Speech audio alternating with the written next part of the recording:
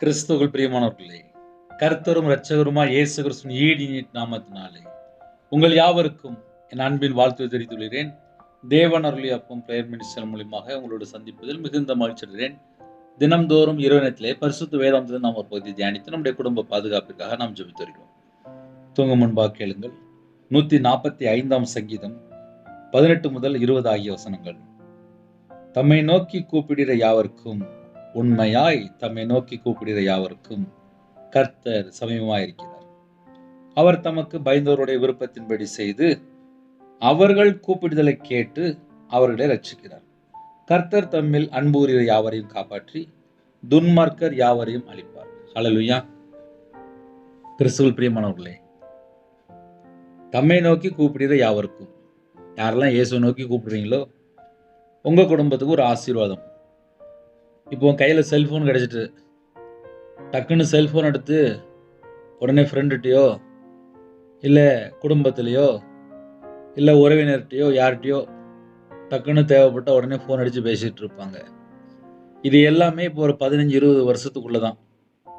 இந்த 20 வருஷமாக தான் எப்போ பார்த்தாலும் கையில் சோப்பு டப்பா மாதிரி கையில் செல்ஃபோன் கையில் இருக்குது. இதெல்லாம் ஒரு 20 வருஷம் முன்னாடி கிடையாது. ஏன்னா நான் சின்ன வயசில் நான் இருந்திருக்கேன். அப்போம்லாம் வந்து வேலை தான் செய்வோம். ரவிராஜ் 16 மணி நேரம் 18 மணி நேரம் வேலை பார்ப்பேன். அதுதான் எனக்கு தெரியும். ஆனால் ஊழியத்துக்கு வந்ததுக்கப்புறம் தான் தெரியுது, சில குடும்பத்தில் 24 மணி நேரம் செல்ஃபோன் தான் கையில் வச்சுருக்காங்க. 24 மணி நேரம் செல்ஃபோன் கையில் இருந்துச்சுன்னா அவங்க யார்கிட்ட பேசிகிட்டு இருக்கிறாங்க? நான் ஒரு தடவை ஊழியத்துக்கு போயிட்டு ட்ரெயினில் சாயங்காலம் டிக்கெட்டுக்காக வெயிட்டிங்கில் நின்று டிக்கெட் எடுத்து அப்புறம் அந்த இடத்துல ஏறி உட்காந்தாச்சு. ஒரு பையன் சாயங்காலம் 5:30 மணிக்கு ஃபோன் பேச ஆரம்பித்தான். 5:30 மணி இல்லை 6 மணி இருக்கும். ராத்திரி கரெக்டாக 12:15 ஆச்சு, 12:30 ஆச்சு. ஒரு 20 வயசுலேருந்து ஒரு 22 வயசுக்குள்ள தான் இருக்கும் அந்த பையனுக்கு. கண்டினியூவாக ஃபோன் பேசிகிட்டே இருக்கான். அந்த ரூமில், அந்த இடத்துல, அந்த ட்ரெயினில், அந்த பாக்ஸில் எல்லாரும் படுத்தாச்சு. இந்த ஒரு பையன் மட்டும் சிரிச்சு பேசிகிட்டே இருக்கான். எனக்கு ரொம்ப சைலண்ட்டாக இருக்கணும். நேராக போனேன். தூங்க போறியா, என்ன செய்ய போகிற அப்படின்னு சொல்லி கேட்டேன். அடுத்த செகண்ட் தூங்கிட்டான். அவ்வளோதான் அந்த ஆவி. கேட்ட உடனே நேராக தூங்கிட்டு செல்ஃபோனில் கிட்டத்தட்ட ஒரு 7 மணி நேரம் கண்டினியூவாக சிரிச்சு பேசிக்கிட்டே இருக்கான். ட்ரெயினுக்குள்ளே அத்தனை பேர் உட்காந்துருக்காங்க. இது ஏன் உங்களுக்கு சொல்கிறேன் அப்படின்னா, அம்மாட்ட ஒரு 2 மணி நேரம் உட்காந்து பேச முடியல, மனைவிட்ட பேச முடியல, அக்கா தங்கச்சிட்ட பேச முடியல, வீட்டில் இருக்க அண்ணன் தம்பிகிட்ட பேச முடியல, சர்ச்சுக்கு போக முடியல, ஒரு பக்கத்து குடும்பத்தில் பேச முடியல, சொந்தக்காரங்கிட்ட பேச முடியல. இதுதான் அந்த கடைசி காலத்தில் உள்ள ஒரு வாழ்க்கை. ஆனால் செல்ஃபோனில் பல கோடி ஜனங்கள் மூழ்கி அடிமையில், போதை அடிமையோட 5 மடங்கு கூட அடிமையில் ஜனங்கள் வாழ்ந்துட்டு இருக்கிறாங்க. ஒருவேளை இந்த செய்தி யாராவது கேட்டு உங்கள் செல்ஃபோன் பார்க்குறத குறைச்சி நீங்கள் தேவனை தேடினால் உங்களுடைய ஜெபத்துக்கு பதில் வரும். ஏன்னா உண்மையாக தேடணுமா? இன்றைக்கி செல்ஃபோனில் உண்மையும் இல்லை, ஒன்றும் இல்லை. அதில் எங்கேயாவது போய் ஏதாவது ஒரு லாக் பண்ணி வச்சுடுறாங்க. யாருக்குமே தெரியாத அளவுக்கு பல லாக் இருக்குது. அதில் நிறைய குடும்பம் அப்படி தான் இருக்குது. மனைவி தெரியாமல் புருஷன், புருஷன் தெரியாமல் மனைவி, அம்மா அப்பா தெரியாமல் பிள்ளைகள், ஆக மொத்தம் எங்கேயாவது கொண்டு போய் சேர்த்துரும். இன்னைக்கு இரவு நேரத்தில் செய்தி என்ன அப்படின்னா, உண்மையாய், உண்மை இருக்கா? காலேபினுடைய வாழ்க்கையில உத்தமமா என்னை பின்பற்றினபடியால் ஒரு மனுஷன் உண்மையா வாழ்ந்தா அந்த குடும்பம் பரிபூர்ணமா ஆசீர்வதிக்கப்படும். இந்த வருஷம் உண்மையா இருந்தால் ஆசீர்வாதம். வாயை திறந்தாலே போய், அப்புறம் ஆசீர்வாதம் எப்படி இருக்கும்? கேட்க கடினமா தான் இருக்கும். இரவு நேரத்தில் ஜெபிக்கிற குடும்பங்கள், வேதத்தை தியானிக்கிற பிள்ளைகள், கர்த்தருடைய பிள்ளைகள், ஞானஸ்தானம் எடுத்த பிள்ளைகள், அபிஷேகம் பண்ணப்பட்ட பிள்ளைகள், தேவனுக்கு உண்மையா இருக்குன்னு நினைச்சிங்க, நம்ம நினைத்தோம் அப்படின்னா நம்மளுடைய வாழ்க்கையில ஸ்டார்டிங்கே உண்மைதான் ஆரம்பிக்கு. உண்மை இல்லாத மனுஷன் பரிபூர்ணமான ஆசீர்வாதத்தை பெற்றுக்கொள்ள முடியாது. ஐயா, நான் செல்போனில் ஒரு 3 மணி நேரம் மெசேஜ் கேட்குறேன் ஐயா, நான் செல்ஃபோனில் ஒரு 2 மணி நேரம் பாட்டு கேட்குறேன் ஐயா. சரி, உங்கள் கண்ணு கெட்டு போயிடும். 5 மணி நேரம் செல்ஃபோன் இல்லாமல் ஒரு 2 மணி நேரம் முழங்கால நின்னா கூட உங்கள் ஜெபம் கேட்கப்பட்டுரும். பல மணி நேரம் செல்ஃபோனில் கண்ணு தான் கெட்டு போகுது தவிர, அதனால் ஸ்பிரிச்சுவலாக எந்த அளவுக்கு நம்ம வளர்ந்துருக்கோம். ஒருவேளை வெளிநாட்டில் இருப்பீங்க, இருக்கிற இடத்துல வேறு வழி இல்லாமல் இருக்கும், பக்கத்தில் சர்ச் இல்லாமல் இருக்கும், போன இடத்துல அடிமையாக இருப்பாங்க, இருதயம் ஃபுல்லாக வேதனையாக இருக்கும். எனக்கு ஒரு வாலிப சகோதரி, எனக்காக ஜெபிங்க, எங்கள் குடும்பம் ரட்சிக்கப்படணும் அப்படின்னா. உங்கள் குடும்பத்தில் யாரெல்லாம் இருக்கா அப்படின்னா, ஃபேமிலியாக எல்லாரையும் சொன்னேன். சரி, என்ன பாயிண்ட்டுக்காக ஜெபம் பண்ணணும் அப்படின்னு. நான் ஞானஸ்தானம் எடுத்துட்டேன், ரட்சிக்கப்பட்டுட்டேன். எங்கள் வீட்டில் பைபிள் கொண்டு வந்தேன், பைபிளை கிழிச்சு போட்டாங்க. நான் காலேஜ் படித்து முடிச்சிட்டேன், இப்போ வீட்டில் தான் இருக்கேன். எங்கள் வீடு எப்போதுமே திறந்தான் கிடக்கும். நான் ரூமில் தனியாக பூட்டிகிட்டுலாம் இருக்க முடியாது.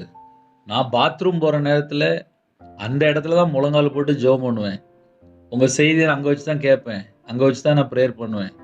இதுதான் எங்கள் வீட்டில் எனக்கு கொடுக்கப்பட்ட அந்த இடம், பாத்ரூம் தான். இந்த இடத்துல தான் நான் ஜெபம் பண்ணி வாழ்ந்துட்டுருக்கேன் அப்படின்னா. ஒரு வீட்டில் குடும்பம் ஃபுல்லாக விக்கிரத்தில் இருக்குது. ஞானஸ்தானம் எடுத்த பிள்ளை சர்ச்சுக்கு போக முடியல, ரட்சிக்கப்பட்டுட்டா. வீட்டில் பைபிள் எடுத்து வாசிக்க முடியல, செல்ஃபோனில் ஆப் மூலிமா பைபிள் வாசித்துட்ருக்கா, ஆன்லைன் மூலிமா செய்தி கேட்டுட்ருக்கா. ஞாயிற்றுக்கிழமை சர்ச்சுக்கு போக முடியல. எங்கே போய் ஜெபிக்கிற அப்படின்னா, பாத்ரூம் போய் ஜெபிக்கலாம். பாத்ரூமில் நான் முழங்கால் போட்டு ஜெபிப்பேன் அப்படின்னா. நீங்கள் எவ்வளோ நேரம் ப்ரேயர் பண்ணீங்களோ அவ்வளோ நேரம் நான் பாத்ரூமில் நான் முழங்காலில் நிற்பேன் அப்படின்னா. அதனால் ஜெபிக்கிற பிள்ளைகள் யாரெல்லாம் இணைந்திருக்கிறீங்களோ, சில வார்த்தைகள், சில செய்திகள், சில காரியங்கள் இதயத்துக்குள்ள வரும்போது கொஞ்சம் கஷ்டமாக தான் இருக்கும். ஆனால் உண்மையாய் உண்மையாய் எங்கே உண்மை இருக்கு? எங்கே உண்மை இருக்கு? நிறைய வீட்டில் உண்மையை காணோம், உண்மையை தொலைச்சாச்சு. இப்போ நிறைய வேஷம் போட்டுட்டு வாழ்ந்துட்டு இருக்கிறாங்க. வேஷம் போட்டு நிறைய வேஷம்தான். முகஸ்துதி, சிரிச்சு பேசுவாங்க. லாஸ்ட் பார்த்தா ஒண்ணுமே இருக்காது. உண்மை இருக்கா? உண்மையாய் தம்மை நோக்கி கூப்பிடுற யாவருக்கும். ஏன் யாவருக்கும் அப்படின்னு சொல்லி போட்டிருக்கு? தேடினா உண்மையா தேடுங்க. அப்புறம் என் ஜெபத்துக்கு இன்னும் பதில் வரல, என் குடும்பத்தில் எனக்கு ஒரு அற்புதம் நடக்கல. எப்படி அற்புதம் நடக்கும்? வாழ்க்கையில் 24 மணி நேரம் வாழ்க்கையில் உண்மை இல்லை. உண்மை இல்லைன்னா பிசாசு அங்கே என்டர் ஆயிடுவானே. பிசாசு ஏன் வந்தான் ஒரு வீட்டுக்குள்ள? வாயை திறந்த உண்மையே இல்லை. பாஸ்டர்கிட்ட வரும்போது ஒரு பேச்சு, வீட்டில் புருஷன்ட்ட ஒரு பேச்சு, மனைவிட்ட ஒரு பேச்சு, வேலைக்கு போன ஒரு பேச்சு, ஒரு பொருளை வாங்க போகும்போது ஒரு பேச்சு. எத்தனை பொய், எத்தனை பேச்சு. இதெல்லாம் தேவன் அருவருக்கிற காரியங்கள். தேவன் அருவருக்கிற காரியம் நம்முடைய வாழ்க்கையில் இருந்துச்சு அப்படின்னா ஜெபத்துக்கு எப்படி பதில் வரும்? அதனால் ஜெபிக்கிற பிள்ளைகள் ஒருவேளை யாராவது இணைந்திருந்தால் இதெல்லாம் கொஞ்சம் டெஸ்ட் பண்ணி பார்த்துட்டு அப்புறம் முழங்கால் போட்டு ஜெபம் பண்ணுங்க. ஏன்னா ஜெபம் பரலோகத்துக்குள்ள போகணும்ல. செய்கிற ஃபுல்லாக அட்டூழியமாக இருக்கு. எவன் சொத்தை கொள்ளையடிக்கலாம், எப்படி பணக்காரனாகலாம், எப்படி திருட்டுத்தனமாக சம்பாதிக்கலாம், இதெல்லாம் உண்மை இல்லாத காரியம். இதெல்லாம் ஏன் சொல்ல வேண்டியிருக்கு அப்படின்னா, உண்மை இல்லாத காரியம். ஒரு வீட்டில் உண்மை இருந்துச்சுன்னா அங்கே இயேசு இருப்பாருப்பா. நீங்கள் ஜெபிக்கும் போதே உங்கள் ஜெபத்துக்கு பதில் வரும். உண்மை இல்லாமல் 10 மணி நேரம் ஜெபம் பண்ணி என்னத்துக்குங்க? செல்ஃபோனில் தேவையில்லாத வீடியோ உள்ள வருது, வேற வேற வெப்சைட்டில் போய் அடிமையாக போயிடுறாங்க. அப்புறம் வாழ்க்கையில் நிம்மதி இருக்காது. இதுதான் நிறைய வீட்டில் நடக்கு. ஒருவேளை அந்த செய்தி கேட்டதுக்கப்புறமாவது, இல்லை பிரதர் எங்கள் வீட்டில் இப்படிலாம் இருக்கு பிரதர் அப்படின்னா திருந்துங்க. உண்மையாய் தம்மை நோக்கி கூப்பிடுற யாவருக்கும் கர்த்தர் பக்கத்தில் இருக்காராம். அதான் சமீபமாக இருக்கிறார். உங்கள் பக்கத்தில் இயேசு இருக்கிறாரா? உங்கள் பக்கத்தில் இயேசு இருக்கிறாரா? இருக்கிறாரா? உங்கள் பக்கத்தில் இயேசு இருக்கிறாரா? நீங்கள் உண்மையாக வாழ்ந்தால் இயேசு பக்கத்தில் இருப்பார். அதான் இன்னைக்கு செய்தி. நீங்கள் உண்மையாக தேடினீங்கன்னா இயேசு பக்கத்தில் இருப்பார். இயேசு உங்கள் வீட்டுக்குள்ள வரணுமா? உண்மையாக தேடுங்க. உண்மையாக தேடியாச்சுனாலே ஆசீர்வாதம் ஆட்டோமேட்டிக்காக வீட்டுக்குள்ள வந்துடும். அதுக்கு நம்ம ஒன்றும் ரொம்ப கஷ்டப்பட வேண்டாம். அதுக்கு நம்ம ஒரு 10 லட்ச ரூபா செலவு பண்ண வேண்டாம். ஒரு 50 லட்ச ரூபா வீடு கட்ட வேண்டாம். ஒண்ணும் செய்ய வேண்டாம். உண்மை. உங்க வீட்ல நீங்க உண்மையா இருக்கிறீங்களா? உங்க வாழ்க்கையில உண்மையா இருக்கிறீங்களா? உங்க இதயத்துல உண்மையா இருக்கிறீங்களா? அதான் தேவை. மனுஷன் முகத்த பார்ப்பான், தேவன் இதயத்த பார்ப்பார். இதயத்துக்குள்ள என்ன இருக்கோ அதுதான் வெளியில வரும். அதனால உண்மையாய்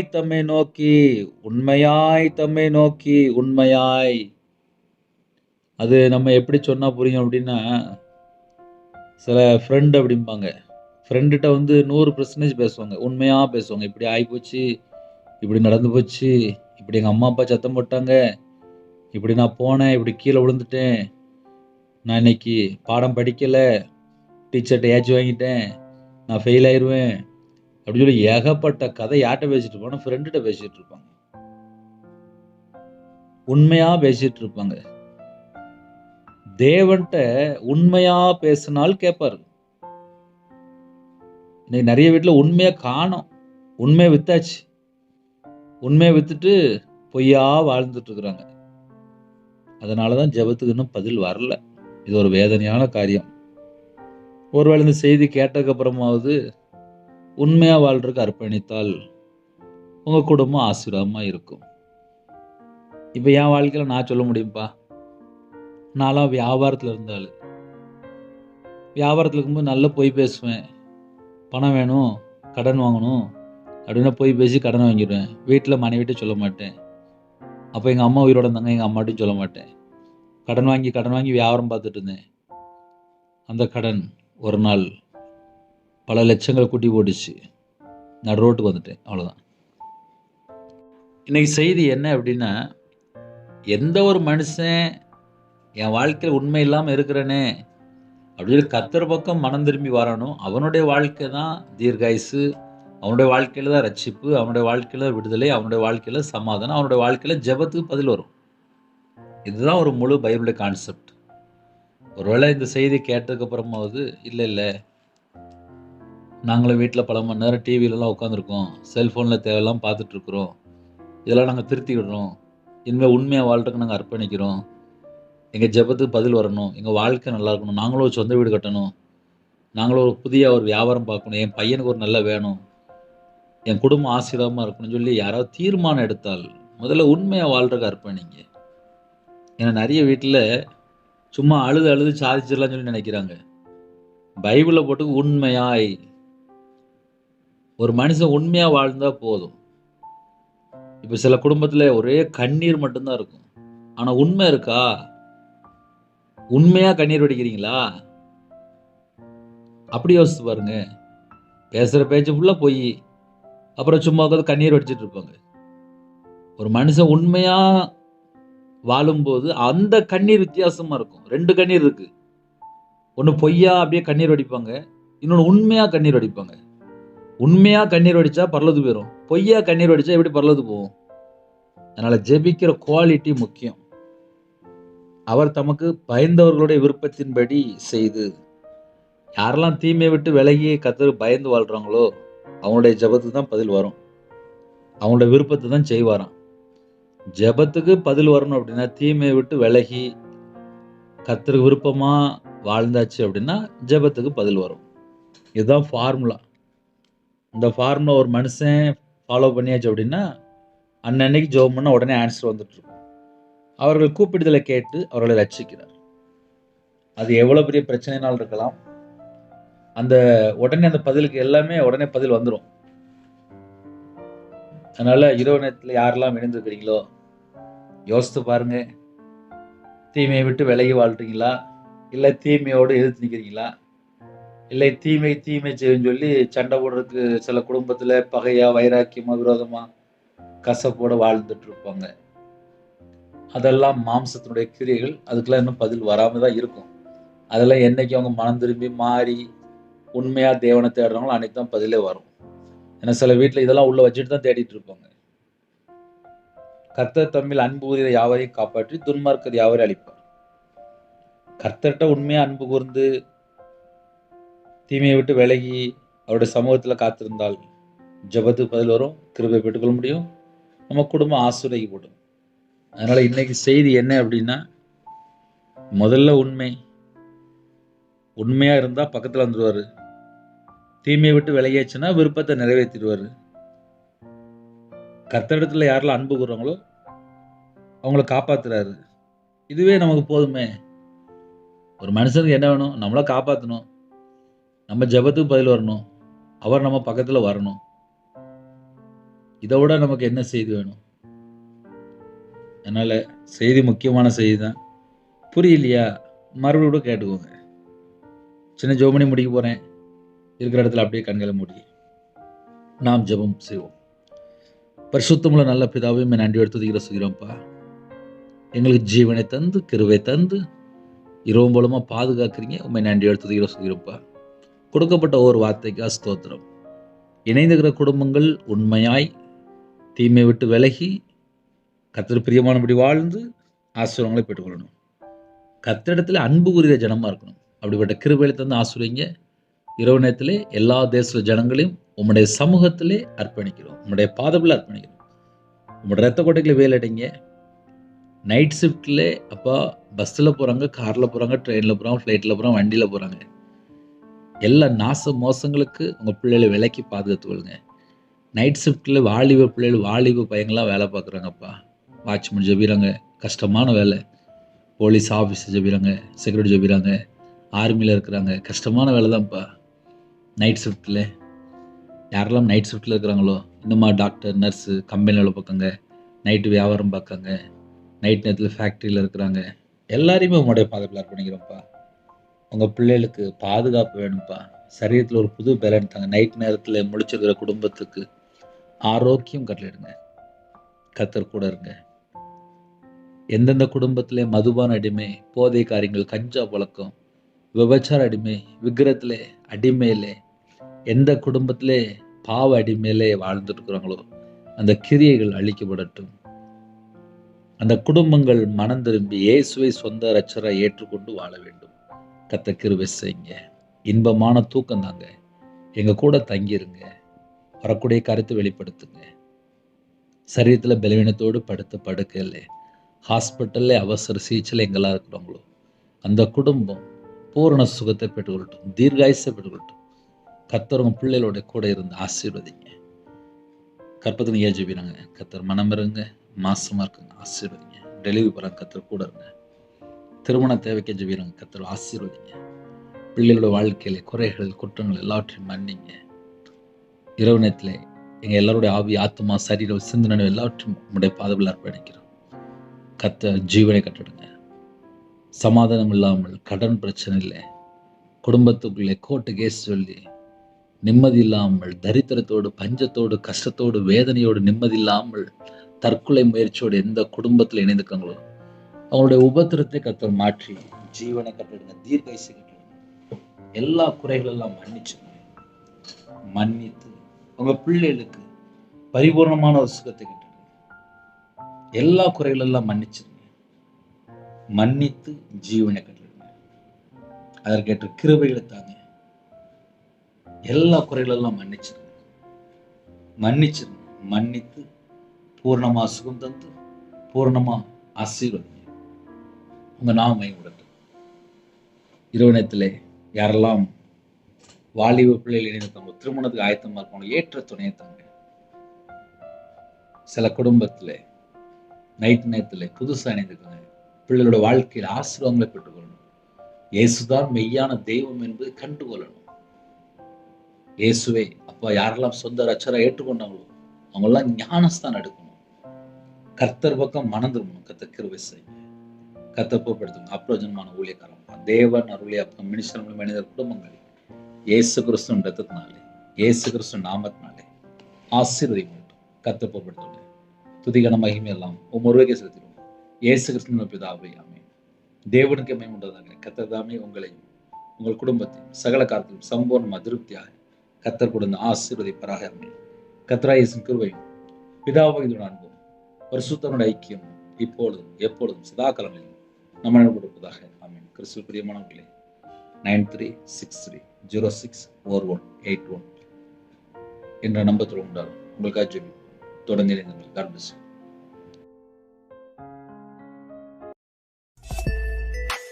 Thanks for watching. Please subscribe our channel. Click the like and share. Click the bell. God bless you.